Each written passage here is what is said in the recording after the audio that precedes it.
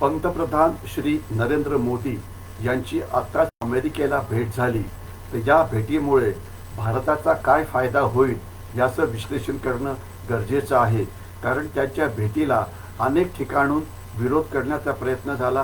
ती भेट असफल व्हावी म्हणून अनेकांनी प्रयत्न केला आणि भेटीनंतर जे करार सही झाले त्याच्यावरती सुद्धा काही कॉमेंट्स आल्या की हो, भेट तर ठीक होती परंतु जास्त काही आपल्याला मिळालं नाही. तर आपण नेमकं त्या भेटीमध्ये काय झालं हे शोधण्याचा प्रयत्न करू. आणि सर्वात पहिले आपण हे बघू की भेट असफल करण्याचा जो प्रयत्न आहे तो कोणी केला. काही भारताचे राजकीय नेते अमेरिकेत गेले आणि अमेरिकेत जाऊन तिथे म्हणत होते की भारतामध्ये सगळं चुकीचं चाललेलं आहे, तिथे जे अल्पसंख्याक आहेत ते सुरक्षित नाही. त्याच्याशिवाय अमेरिकेतल्या मीडियामधले काही तथाकथित तज्ज्ञ ते म्हणत होते की भारत ठीक देश नाही आहे, तिथे डेमोक्रेसी नाही आहे. काही तज्ज्ञ भारताच्या मीडियातसुद्धा होते, काही मराठी मीडियातसुद्धा होते. काही अमेरिकेच्या संस्था होत्या त्या खास तर जिहादी प्रवृत्तीच्या किंवा लेफ्टिस्ट प्रवृत्तीच्या किंवा भारत विरोधी ते या भेटीला विरोध करत होते. आणि एवढंच नव्हे तर अमेरिकेचे 75 खासदार की जे डेमोक्रॅटिक पक्षाचे होते त्यांनी श्री जो बायडन यांना पत्र लिहून सांगितलं की ही भेट तर होऊ दे, परंतु तुम्ही पंतप्रधान नरेंद्र मोदी यांना सांगा की भारतात डेमोक्रेसी ठीक नाही आहे, भारतात अल्पसंख्याक ठीक नाही आहे वगैरे. आणि सर्वात जे खराब होतं ते म्हणजे अमेरिकेचे माजी राष्ट्राध्यक्ष बॅराक ओबामा यांनी एक इंटरव्ह्यू दिला भेटीच्या आधी आणि त्यात त्यांनी सांगितलं की भारतात डेमोक्रेसी नाही. आता होतं काय की अमेरिकेचे राष्ट्रपती पूर्व राष्ट्रपती काही म्हणतात तर अर्थातच अमेरिकेचे किंवा जगातले लोक त्याच्याकडे नक्कीच लक्ष देतील. आणि याच्याशिवाय पाकिस्तानच्या मीडियानी काय केलं, चीनी मीडियानी काय केलं, तर या सगळ्यांचा मुख्य उद्देश होता की ही जी भेट आहे ही यशस्वी होऊ द्यायची नाही आणि भारत आणि अमेरिकेचे संबंध सुधारायला नको आणि भारताला या भेटीपासून कुठलाही फायदा नको. आपण थोडंसं विश्लेषण करूया की कोण कोण होतं आणि नेमकं त्यांनी काय काय करायचा प्रयत्न केला. पहिले आपण घेऊया तिथल्या काही संस्था ज्या होत्या. एक होती एका संस्थेचं नाव होतं queens against alliance against Hindu fascism. दुसरी होती वर्ल्ड सिख पार्लमेंट. या सगळ्यांचं म्हणणं काय की भारतात काहीही ठीक नाही आहे आणि यांनी काही भाडोत्री कार्यकर्ते आणले होते. ते रस्त्यावरती उभे होते आणि त्यांच्याकडे फलक होते की मोदी परत जा, तुमचं स्वागत नाही. Rising up against movie, Hindus for human rights, queen against Hindu fascism, world Sikh parliament. हे संस्था काय फार मोठ्या महत्त्वाच्या आहे असं नाही. तिथे जे लोक उभे होते ते पण काही फार जास्त होते असं पण नाही. परंतु त्यांना मीडियात मात्र प्रसिद्धी मिळत होती. उलटे जे मोदींचे कार्यक्रम होते प्रत्येक कार्यक्रमाला हजारो लाखो लोक उपस्थित होते. टी व्हीवरनं सगळं ते येत होतं, परंतु प्रसिद्धी मात्र या उलट्या लोकांना दिली जात होती. आणि त्याच्यामध्ये 75 खासदार. त्याच्यामध्ये त्यांनी म्हटलं की युनायटेड स्टेट्स डिपार्टमेंट आहे ते म्हणतात की भारतात लोकशाही नाही. अरे याच्याहून जास्त विनोद काय. आज भारतामध्ये वेगवेगळ्या राज्यामध्ये वेगवेगळे राजकीय पक्ष आहेत. भारतामध्ये दर 10 दिवस झाली की कुठली तरी निवडणूक होते. आता पुढच्या 6-7 महिन्यामध्ये 5 राज्यामध्ये निवडणुका आहेत. लोकसभेची निवडणूक आहे. आपल्याकडे वेगवेगळ्या स्तरावरती निवडणुका होतात. खासदारांची निवडणूक म्हणजे लोकसभेकरता निवडणूक, विधानसभेकरता निवडणूक, विधान परिषदेकरता निवडणूक, कॉर्पोरेशनकरता निवडणूक. म्हणजे आपल्याकडे निवडणुकीचे एवढे प्रकार आहेत की डेमोक्रेसी भारतात नाही असं म्हणणं म्हणजे पूर्ण चुकीचं आहे. आणि त्याच्यामध्ये एक होते खासदार प्रमिला जयपाल, ज्या भारतीय मूळ निवासी आहे आणि त्यांनी पण म्हटलं होतं की भारतात डेमोक्रेसी नाही. आणि गंमत अशी झाली ज्यावेळेला पंतप्रधान नरेंद्र मोदी यांचं US काँग्रेसमध्ये भाषण झालं तर हे सगळे खासदार जे 75 खासदार ज्यांनी भेटीला विरोध केला होता त्यांनी उभं राहून कमीत कमी 50 वेळा टाळ्या वाजवल्या आणि मोदींना मोदी मोदी म्हणून त्यांच्या बाजूने ते बोलले. म्हणजे त्यांना नंतर कळालं की आपण जे बोलतो आहे ते चुकीचं आहे. मग बॅराक ओबामा यांच्याकडे घेऊया. त्यांनी CNN या वृत्तसंस्थेला मुलाखत दिली आणि म्हटलं की भारतात मुसलमान जे आहेत ते सुरक्षित नाही. आता त्यांनी सांगितलं की जो बायडन यांनी हे प्रश्न त्यांच्याशी बोलावे. आता खरं म्हटलं तर बॅराक ओबामा त्याच पक्षाचे आहेत ज्या पक्षाचे जो बायडन आहेत. तर त्यांना जो बायडन यांना भेटून सांगता आलं असतं, प्रायव्हेटली सांगता आलं असतं, त्यांना टेलिफोन करून सांगता आलं असतं. परंतु त्यांनी इंटरव्ह्यू देऊन सांगितलं की भारतामध्ये अजिबात डेमोक्रेसी नाही आणि त्याकरता काहीतरी करायला पाहिजे. कारण त्यांचा मुख्य उद्देश होता की सगळ्या जगाला सांगणं की मोदींची जी भेट आहे ती अयशस्वी व्हायला पाहिजे. आणि तसं म्हटलं तर बॅराक ओबामा हे राष्ट्रपती होते, त्यामुळे भारतात नेमके काय चाललेलं आहे याची त्यांना चांगली कल्पना होती. आणि परंतु त्यांना काही पैसे दिले होते, 4-5 लाख डॉलर्स, आणि म्हणून त्यांनी इंटरव्ह्यू दिला होता असं पुढे येत आहे. आता गंमत बघा की ओबामा यांना माहिती पाहिजे की पाकिस्तानमध्ये हिंदूंची जी संख्या होती 1945 साली ती 8 ते 9% होती 1950 साली भारत स्वतंत्र झाल्यानंतर, आणि आता ती 2%हून कमी आहे, म्हणजे 6% लोकसंख्या कमी झाली आहे. बांगलादेशमध्ये 25% पहिले हिंदू होते, आता 2011च्या जनगणनेनुसार आता ते 8%हून सुद्धा कमी आहे. एवढंच नव्हे तर भारतामध्ये 1950 साली 4% फक्त मुसलमान होते, ती संख्या आता 14%हून जास्त झालेली आहे.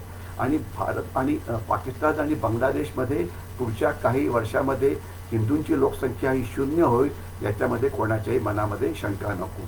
आणि आपल्याला कल्पना असेल की 1971च्या युद्धामध्ये जे 40-50 लाख लोक पाकिस्तानी सैन्याने मारले त्याच्यामधले 80-90% हे बांगलादेशी हिंदू होते. हे अमेरिकन पत्रकार गॅरी बॉस यांनी सांगितलं. मात्र बॅराक ओबामा किंवा अमेरिकेतले हे सिनेटर्स याविषयी बोलायला तयार नाही.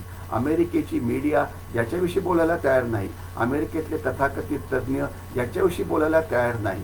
म्हणजे बॅराक ओबामा यांची सहानुभूती ही पीडितांकरता नाही, त्यांना केवळ भारताचं नाव हे बदनाम करायचं होतं. आणि लक्षात असायला पाहिजे की स्वतः बॅराक ओबामा ज्यावेळेला प्रेसिडेंट होते त्यावेळेस त्यांनी 6 इस्लामी देशांवरती बॉम्ब हल्ले करून तिथे हजारो लोकांना मारलं. त्याच्यामध्ये इराक आहे, अफगाणिस्तान आहे, लिबिया आहे, येमेन आहे, सोमालिया आहे, पाकिस्तान आहे. तिथे ड्रोनचे भयंकर हल्ले झालेले आहेत आणि ड्रोन हल्ल्यामध्ये कोण कोणाला मारतो आहे हे काही कळत नाही. याच्या उलटं पंतप्रधान नरेंद्र मोदी यांना 6 मुस्लिम राष्ट्रांनी त्यांचा सर्वात उच्च जो राष्ट्रीय पुरस्कार तो दिलेला आहे. आणि या लोकांना एवढं कळत नाही का की भारताच्या आत काय चाललं आहे हे भारताशी संबंधित आहे, तर ते भारताने ठरवावं. तुम्ही कोण आहात आम्हाला सल्ले देणारे? परंतु आज अमेरिकन मीडियामध्ये अनेक लोकांना वाटतं की भारत जो राईज होतो आहे त्यांना वाटतं की सगळी हुशारी आमच्याकडेच आहे आणि भारत एवढा पुढे का जातोय म्हणून त्यांच्या पोटामध्ये दुखतं आहे. एवढंच नव्हे तर आपण चीनच्या मीडियामध्ये बघू. चीनची मीडिया या भेटीला खूप खाते काढण्याचा प्रयत्न करत होती. त्यांना म्हणायचं होतं की तुम्ही आता वॉशिंग्टनचे गुलाम बनाल, तुम्हाला संरक्षण करारावरती सही करायची आहे, परंतु यामुळे तुमचंच नुकसान होणार आहे वगैरे. आणि पाकिस्तानमध्ये तर पाकिस्तान अतिशय घाबरलेला होता की त्यांच्यामध्ये तिथे फक्त गृहयुद्ध चाललेलं आहे आणि भारताची आर्थिक प्रगती ही मोठ्या वेगाने वाढते आहे. आणि गंमत अशी की आपल्याकडे असलेल्या मराठी मीडियामध्ये सुद्धा अनेकांनी म्हणजे ट्विट करून सांगितलं की अमेरिकामध्ये हे लोक आहेत ते मोदी विरोधामध्ये तिथे घोषणा देत आहेत. आता ही बातमी द्यायची काही गरज होती का? परंतु त्यांना वाटलं की ते आपण सांगावं आणि त्यांना काही मराठी मीडियातल्या वर्तमानपत्रांनी त्याला पब्लिसिटी पण दिली. म्हणजे प्रचंड प्रयत्न झाले अशा प्रकारे नुकसान करण्याचं. परंतु या भेटीमुळे असं नुकसान झालं की फायदा झाला? लक्षात असावं, या भेटीमुळे भारताचा खूपच फायदा झाला. वेळेच्या अभावी मी आपल्याला पटकन सांगण्याचा प्रयत्न करीन. प्रिडेटर ड्रोन हे भारताला मिळतं आहे. त्याच्यामुळे आता जी 16,000 किलोमीटरची आपली जी जमिनी सीमा आहे, 7,600 किलोमीटरची जी समुद्री सीमा आहे त्याच्यावरती लक्ष ठेवणं आता सोपं होईल. आपल्याला आठवत असेल की काही महिन्यापूर्वी अरबी समुद्रामध्ये हजारो कोटी रुपयाचा अफूकांचा चरस पकडला होता आणि ते पकडण्यामध्ये प्रिडेटर ड्रोनचं काम हे खूप मोठं होतं. आपल्याला जीकडनं एक मोठं इंजिन मिळतं आहे, ते फायटर एअरक्राफ्टचं इंजिन आहे. याच्यामुळे भारतीय वायुदलाचं जे light combat aircraft mark 2 Tejas आहे त्याला हे इंजिन मिळणार आहे. आणि आपण बातमी आजची वाचली असेल की 2025पर्यंत पहिले LCA मार्क 2 त्याचा प्रोटोटाईप हा वरती येईल आणि नंतर आपल्याकडे असलेले मिराज आणि जगवारची जी विमानं आहे त्यांची जागा हे LCA Mark II घेणार आहे. आणि आपण गेले 30 वर्ष प्रयत्न करतो आहे आपलं इंजिन बनवण्याकरता, जे आपल्याला जमलेलं नव्हतं. आणि आता आपल्याला अत्यंत अद्ययावत असं तंत्रज्ञान मिळणार आहे आणि या तंत्रज्ञानाचं हस्तांतरण सुद्धा भारताला होणार आहे. अमेरिकेने हे पहिले कधीही केलेलं नव्हतं. आणि एवढंच नव्हे तर या इंजिनचं पुढची जी आवृत्ती आहे ती आपण आपलं जे ॲडव्हान्स मल्टी कॉम्बॅट एअरक्राफ्ट जे आहे, जे अत्याधुनिक विमान अजून 10 वर्षांत तयार होणार आहे, त्याकरता ते इंजिन वापरलं जाईल, हे असं पुढे येतं आहे. म्हणजे आपल्याला अत्यंत मोठा फायदा आहे. दुसरं, सेमीकंडक्टरचा एक मोठा कारखाना भारतात येणार आहे, की ज्यामुळे सेमीकंडक्टर हे जे अद्ययावत तंत्रज्ञान आहे त्यामध्ये भारताला सेल्फ सफिशियंट होण्यामध्ये मदत मिळेल. याच्याशिवाय गुगल आणि मस्क यांनी म्हटलं आहे की ते हजारो कोटी रुपयाची गुंतवणूक ते भारतामध्ये करत आहे. तर म्हणजे या भेटीमध्ये अनेक गोष्टी झाल्या. इंजिन आहे, आपलं मायक्रॉन आहे वगैरे. याच्याशिवाय टेस्ला, ॲपल ज्या मोठ्या मोठ्या कंपन्या आहेत त्या भारतामध्ये लवकरच येणार आहे. इलॉन मस्क येणार आहे. मग याच्याशिवाय आपलं जे बायडननी असं ठरवलेलं आहे की त्यांना चीनपासून वेगळं व्हायचं आहे. आपली जे चीनवरती ते जे जास्त अवलंबून आहेत त्याकरता ते आता भारताचा जास्त वापर करणार आहेत. तर जी 53 अब्ज डॉलर्सची जी चिप इंडस्ट्री आहे त्याचा पुष्कळसा भाग आता भारतामध्ये येणार आहे. म्हणजे एक वेगवेगळ्या प्रकारचं अत्याधुनिक तंत्रज्ञान हे मोठ्या प्रमाणामध्ये भारतात येणार आहे. आणि याचं कारण असं की आज भारताची अर्थव्यवस्था ही नंबर 5 वरती आहे आणि येत्या काही काळामध्ये ती नंबर 3 वरती जाणार आहे. आणि अर्थव्यवस्था जरी नंबर 5 वरती असेल तरी भारताचं जे PPP आहे, म्हणजे पर्चेसिंग पॉवर पॅरिटी, हे जवळजवळ 14-15 म्हणजे जगामध्ये नंबर 2 वरती आहे. म्हणजे आपण जे खरेदी करतो त्यामुळे जगाची अर्थव्यवस्था ही पुढे जाते आणि अर्थात भारताची पण जाते. आपल्याला कल्पना असेल की आपल्या ज्या एअरलाईन्स आहेत, इंडिगो आहेत, एअर इंडिया आहे, ते हजारो अब्ज कोटी रुपयाची विमानं परदेशात करणार आहेत. काही भारतात बनतील, काही तिकडनं आणली जाईल. म्हणजे जगाच्या अर्थव्यवस्थेचं एक महत्त्वाचं इंजिन हे भारत आहे. म्हणजे म्हणण्याचा अर्थ असा की अनेक विघ्न संतोषी लोकांनी प्रयत्न केले की भारताला पुढे जाता येऊ नये, परंतु तसं झालं नाही. या भेटीचा आपल्याला खूप फायदा झालेला आहे. आणि आपण जर बातम्या ऐकत असाल की चीनच्या अर्थव्यवस्थेला वेगवेगळे धोके निर्माण होत आहेत, याच्याविषयी आपण नंतर कधी बोलू. परंतु भारताची अर्थव्यवस्था वेगाने वाढते आहे.